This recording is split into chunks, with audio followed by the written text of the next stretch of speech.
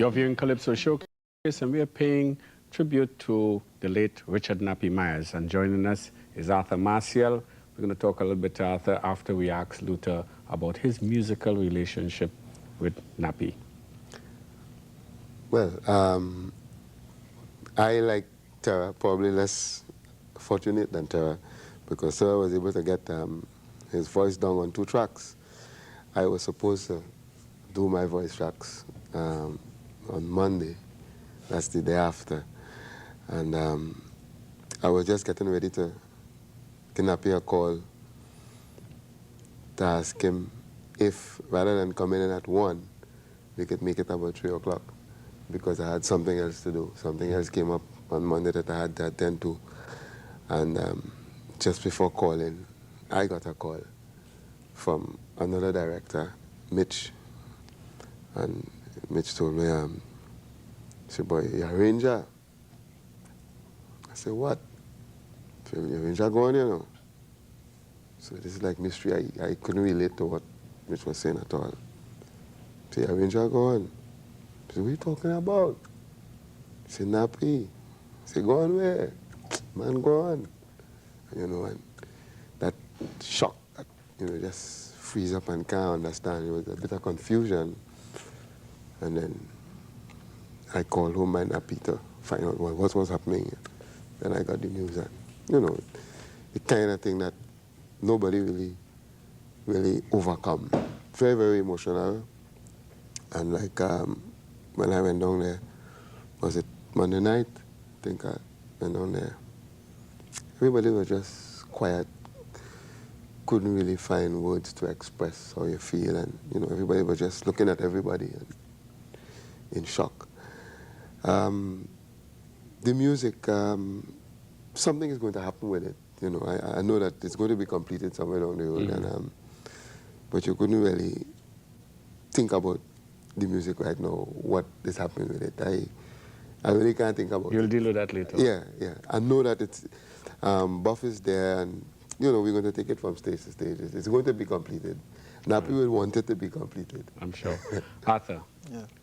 You have grown up with Nappy there in Woodbrook. You've played in the same band with him, and you've exchanged musical ideas. You're a prolific composer yourself. Let's talk a little bit about the early years of Nappy and what you remember. Well, as you said, Alvin, we started to play together, and well, one thing, Nappy always had nice guitars. He always had like the best from very early. So so I used to go there, and he felt comfortable all the time to let me use his guitars. You know, sometimes you have a precious piece of tool and you don't want to lend it out. He was never like that, you know. And well, we co-wrote a couple songs together, and we were like together like almost every day. We would sit together and try to learn the instrument. Not crossing you, but you know, going into his studio, I was struck by a Jimi Hendrix poster with a head tie, and I remember seeing Nappy looking like that a couple times in the stage. Did he idolize Jimi Hendrix or have any, you know? Yes, he did. You know, in the early days, all the guitarists from our time, Jimi Hendrix was the person we used to look up to. And incidentally, Nappy looked a little like Jimi Hendrix. This is what I thought. Yeah, At first glance, I thought it was a picture of Nappy. You know. He looked like Hendrix, and he was away for a while, and he learned some of the kind of rock things like what Jimi Hendrix used to do. Do you think this has also crept into his music, this sort of mixture of rock and soca? It is a strong undercurrent. You could tell that he has what is like rock roots. You could hear it coming out here. But he found a clever way of mixing it into the calypso.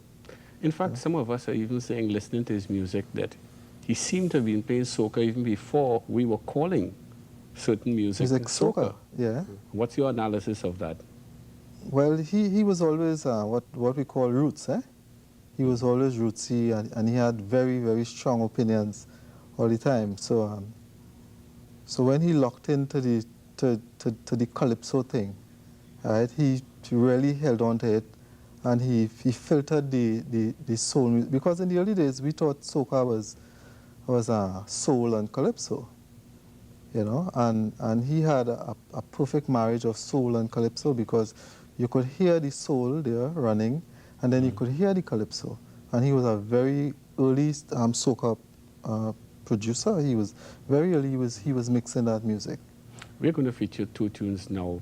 Something about this music and how you're moving. So, what are your impressions of those two pieces of music? Very, very strong calypso influence, and it's a pity that they weren't as popular as they should be. But I guess in time, eh? Well, maybe now we'll get a little bit more airplay and people will realize how strong these works are. So let's hear Nappy with two more tunes, something about this music and how you're moving. So one of my personal favorites. About this music, I just jump into it. Something about this music, oh yes. Something about this music, I just keep on doing. Something about this music, the melody got me in grip, got me without it. Something about it, something about it, something about this music.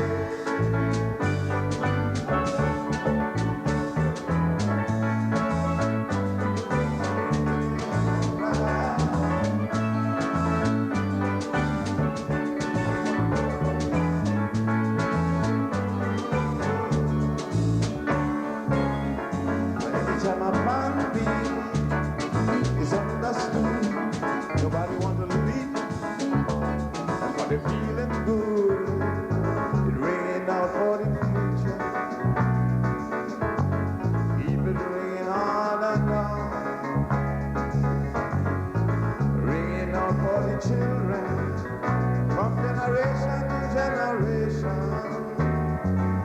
Here we go, breaking it down, breaking it right down. Something about this music, I just jump into it. Something about this music, oh yes, yeah. Something about this music, I just keep on doing. Something about this music, the melody grabbed me, the rhythm just wouldn't quit, got me in grip. Can't do without it. Something about it. Something about it. Something about this music. Oh yeah.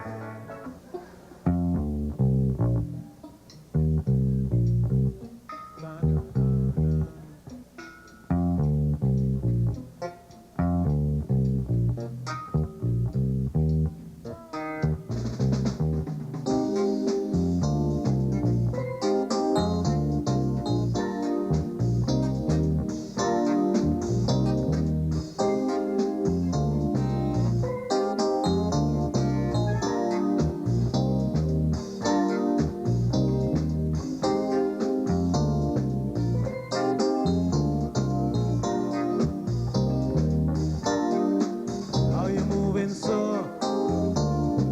Jumping up and jamming, just having fun. How you moving so? Shaking up your body and getting down.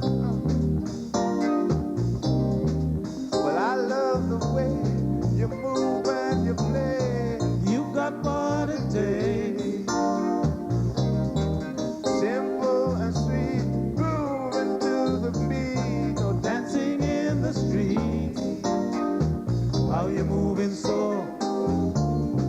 Keeping up the tempo till morning come. How you moving so? Well into the music and carrying on.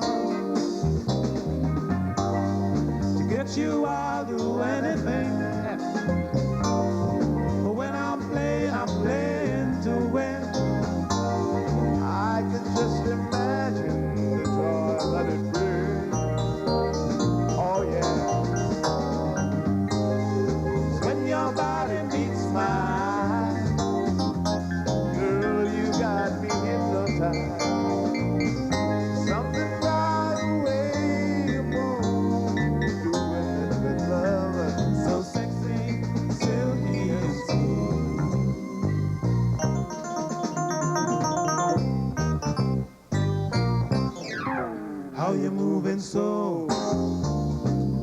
Been up and jamming, just having fun.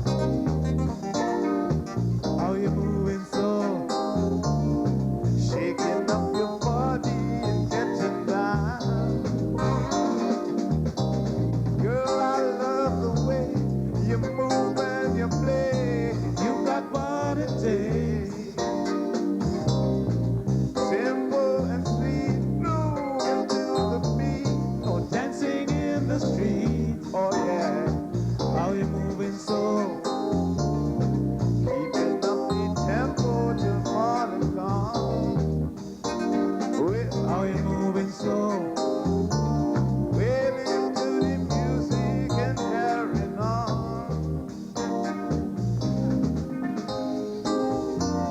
Welcome back, and it's a pleasure to have Andre Tanker join us on the set to add his contribution.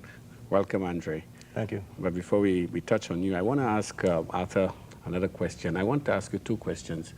What was Nappy like as a boy, and how did his studio begin? Well, Nappy was always into music, eh? And he also did like his sports. As I said, he was a very strong, opinionated person. He had very strong opinions. So it's either you liked him or you didn't. And but we had no problems as growing up as children because his views were always good in my eyes. So he was like a happy boy. In days he was a little reckless at times, into motorbike and everything, break foot and all kind of thing. As a boy, that is what he was like. He started studio thing very early because he always had a tape recorder, so that he always had ideas to put down on a tape recorder. And I remember when he moved into Petra Street where I live, incidentally, and he was setting up a little studio there. I had a 4-track machine, a tape recorder thing, and he asked me to use the machine. So I lent him the machine, and we would sit there like for hours in the night, trying to understand how to get this thing happening. And then he got into the computer phase. And I remember one night we were putting down some music. We spent hours trying to get something right. And we were still learning the computer, and we forgot to save the thing. Yeah, you lost everything. And that is it, We spent like 5 or 6 hours trying to get something happening. And when it was done and we liked it, right? Then you lost That's it. We lost everything, But strange enough, we put down the same music in about an hour and a half after that because we knew the parts, by then, But it was a slow process because, Nappy was not a keyboard player. So we were there, kind of drawing out the parts there on this keyboard, and it was frustrating because I couldn't contribute because I was just like sitting there and he was there, I would give him my ideas and he would put it in, piece by piece. Yes, piece by piece, and we were slaving on this thing there, and then, so we had a lot of fun with that in the early days. Andre, I think your music is a sort of parallel to Nappy's in many ways, and as a listener. How do you view his music as a fellow musician? Yeah, there were similarities in that we came out of an era where it's like a Afro-Caribbean culture, but we were reaching out into the world, like North American blues, rock. I was into also Latin from an early age, which I don't think Nappy was into that aspect. So that was something that we differed on. Also, I would say we differed on the cultural depth in that I really went in deep into the culture, into the Orisha Baptist culture, the East Indian culture. The drumology and that sort of thing. But still, there were a lot of similarities. And the last record I did, Wild Indian Band, I chose him to be the producer. Amazing. Because one of his talents is his ability to work with people on productions, to get into what you're doing, and to, anytime you slip in confidence or anything, he's always there, 100% positive. And an artist needs that. So that's why he was so precious to all the musicians. And what would you say Trinidad has lost as a musician? more than as a musician, they've lost a patriot, a man who stand up firm for what he believed in, who was willing to help people, you know, not whether what they could do for him, but what he could do for them, you know. And as a musician, he was brilliant. And there will be other brilliant musicians to come along, but there won't be another Nappy. What would you remember most about Nappy, Arthur? Well, I guess it's the last performance we did together, which was the night, incidentally, the night before he passed away. What had happened is, since he recorded Old Time Days, he always said that, you know, I would like you to come with me on a couple of my shows to play a harmonica because I really want to get this earthy thing happening, you know. Mm-hmm. And it never happened until that night. That night is the first night that we got together and played that particular song. So I played harmonica and thing for him. Mm-hmm. And he was last Saturday. Yeah, the Saturday night before, you know, and that, you know. And everyone said that he was a shining star on that night. Oh boy, he really performed. Mm-hmm. That night he was happening, man. Yeah, he was the best that night. You know, everybody felt it, you know. Everybody felt that thing, man. But I think that, loss. you know, at this point, all we can say is that we wish the family of Richard Nappy Mayers our condolences. We know it's painful, it hurts, but as Dave Elcock said yesterday, only time can heal something like this, and we wish that that time would pass quickly for you. We close with some comments by David Rudder, and with Nappy receiving what was probably one of the high points of his career, his Nafita Award for the tune Old Time Days, which is the selection we'll close with tonight. Until next week on Calypso Showcase, when we'll feature the Barbadian Calypsonians that performed recently at the Mass Camp, we say goodnight to you, and in memory of Richard Nappy Mayers, we close with the Old Time Days. I did one of his songs on my last album, on my Frenzy album, The Ebony Girl, as a sort of reminder to people the kind of music we used to play in the 70s and the kind of richness and the diverse way we used to see music in Trinidad, not just as a one-dimensional thing, which is what I'm trying to do all the time. And he was part of that, and that was the reason for that, you know, to show that we are still here. We're still making music. Nappy is here in a different way. He was here having his home studio. A lot of the music you're hearing coming out today, all the youngsters, some of the older guys, Nappy's from Nappy's studio and so on. So in all different ways, we are still here contributing.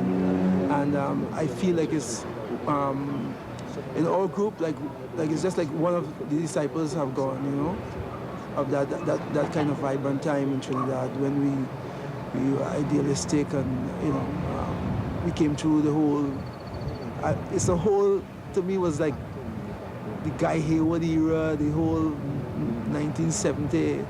You know, that was that new emergent force that was happening. You know, the Naidi Lafons and everything else. You know, that's the time when people used to be. Trinidad music was really, to me, on top. You know, and we all came from that. So I feel that you know, people won't realize how much the great loss we suffered today. You know, in terms of what this man has been putting out constantly in a quiet way. But at the same time, I feel that we have gained something because he was here, contributing to the music constantly and giving to life. And he left us doing something he loved, which is playing split tennis in his sport. And at least he didn't leave down. He was doing something that was giving him inspiration and fire, you know. So, which symbolizes that time for me again. You know, I always go back to that era, and I hope that wherever he is now, he's looking at us and sending us some vibes, so we can create some stronger music and you know, help us to move on as people, help the music live a little more. And the final nomination is a song entitled "The Old Time Days" from the album Old Time Days. The composer, performer, and author, Richard Nappy Mayers.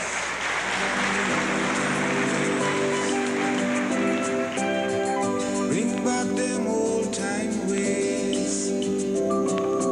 And keep the applause going because Nappy is the recipient. Old Time Days, composed and performed by Richard Nappy Mayers.